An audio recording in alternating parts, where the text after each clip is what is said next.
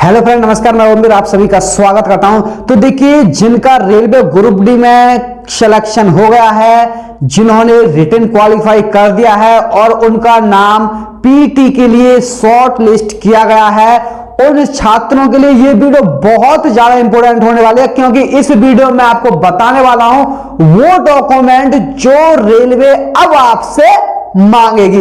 यानी कि देखिए, जिनके अगर जो अब की कट ऑफ गई है उससे अगर 4-5 नंबर या 2 से ज्यादा नंबर, 3 नंबर, क्योंकि अब के इतने नंबर बढ़ेंगे नहीं जितने पिछली बार 5-6 नंबर तक इंक्रीज हुए थे मेडिकल के लिए। अब के ज्यादा से ज्यादा 2 या 3 नंबर ही बढ़ेंगे फाइनल मेरिट के लिए। तो जिनके 2-3 नंबर ज्यादा हैं, मैं तो ये कहूंगा कि जिनके कट ऑफ के बराबर भी नंबर हैं उनको भी ये सारे डॉक्यूमेंट जो मैं आपको बताने वाला हूं अभी से रेडी कर लीजिएगा, क्योंकि बाद में दिक्कत ना आए आपको जब आपका डॉक्यूमेंट वेरिफिकेशन हो। क्योंकि पीटी के बाद डायरेक्ट ही आपका डॉक्यूमेंट वेरिफिकेशन और मेडिकल एक साथ होगा। रेलवे डॉक्यूमेंट वेरिफिकेशन और मेडिकल एक साथ लेती है, तो बाद में आपको कोई भी दिक्कत ना हो, जो ज्यादातर स्टूडेंटों को सामना करना पड़ता है इस परेशानी का कि कोई ना कोई एक चीज वो भूल जाते हैं, फिर वहां भाग दौड़ करते हैं, फोन करते हैं, ये करते हैं,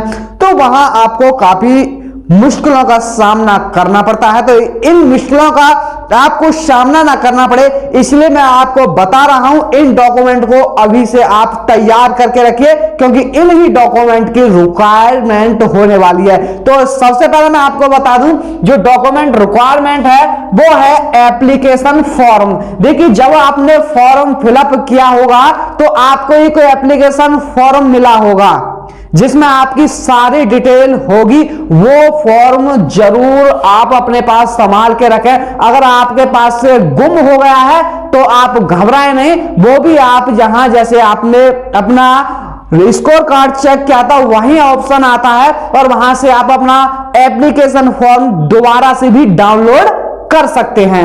इसके बाद में नंबर 2 पर मैं आपको बता दूं मार्कशीट, यानी कि आपको मार्कशीट की जरूरत है ले जाने के लिए। और वो मार्कशीट कौन कौन सी होगी? देखिए, ये वैकेंसी हाई स्कूल से निकली हुई थी, लेकिन आपको देखिए हाई स्कूल की मार्कशीट तो लेकर जानी है। उसके बाद अगर आपने 12th कर रखा है तो 12th की भी लेके जानी है, बीए बीएससी कर रखा है तो उसकी भी लेके जानी है। जो भी डिप्लोमा या जो भी पढ़ाई हायर एजुकेशन आपने कर रखी है वो सारे डॉक्यूमेंट्स आपको लेकर जाने हैं, क्योंकि रेलवे वहां आपसे पूछता है कि आपने कौन सी क्वालिफिकेशन कर रखी है।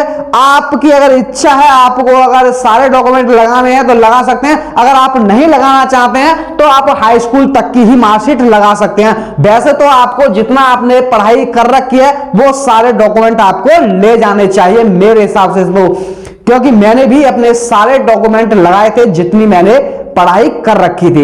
इसके बाद में देखिए आपको आधार कार्ड, देखिए आधार कार्ड भी आपको ले जाना बहुत जरूरी है, क्योंकि आधार कार्ड के बिना कुछ नहीं है। आधार कार्ड ले जाना है और इसके बाद में पैन कार्ड ले आना है आपको। जिनका पैन कार्ड नहीं है वो अभी से बनवाना, क्योंकि पैन कार्ड बनने में कम से कम 1 महीने का समय लगता है। तो जब तक आपका डॉक्यूमेंट वेरिफिकेशन होगा तो जब तक आपका पैन कार्ड बनकर के तैयार हो जाएगा, क्योंकि बहुत से लड़कों पर पैन कार्ड होगा नहीं, इसलिए पैन कार्ड अभी से बनवा रहे। इसके बाद में बैंक अकाउंट, ज्यादातर छात्रों के बैंक अकाउंट होंगे, लेकिन जिनका नहीं है वो ओपन करवा रहे। ज्यादातर आरआरसी क्या करती हैं कि अपने यहां ही अकाउंट भी ओपन करा देती हैं, लेकिन आपको एक अकाउंट अपना भी खुलवा करके उसकी पासबुक ले जानी होगी।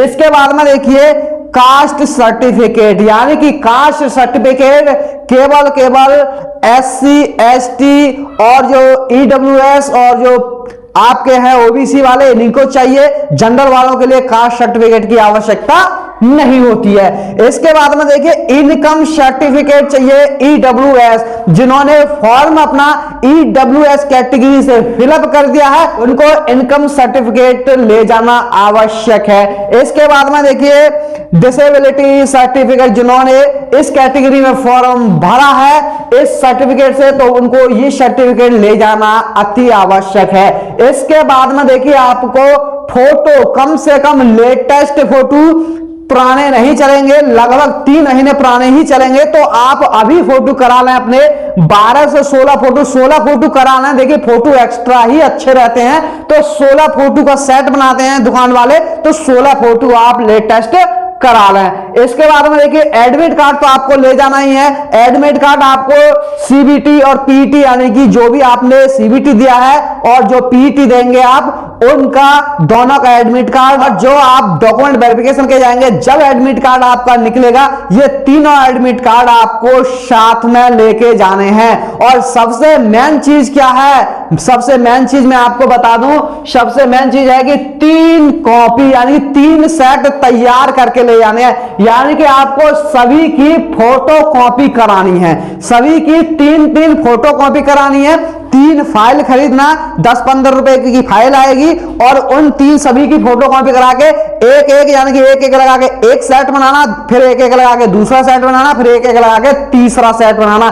तो कम से कम आपको 3 सेट घर से ही रेडी करके ले जाने हैं, क्योंकि वहां आपसे ये चीज मांगी जाएगी। आपसे 3 सेट, 2 से 3 सेट मांगे जाते हैं, और वो आपको घर से ही रेडी करके लेके जाने हैं। और जो किसी नौकरी में है और वो ग्रुप डी की आप ज्वाइन करना चाहते हैं, तो उनको नो ऑब्जेक्शन सर्टिफिकेट की आवश्यकता होती है, तो वो नो ऑब्जेक्शन यानी कि एनओसी सर्टिफिकेट लेकर के जाएं। तो ये मेन इंपॉर्टेंट डॉक्यूमेंट हैं, आपको बस इन्हीं डॉक्यूमेंट की रिक्वायरमेंट है, यही डॉक्यूमेंट आपको लेके जाना है। सबसे ज्यादा दिक्कत कहां है, कास्ट सर्टिफिकेट।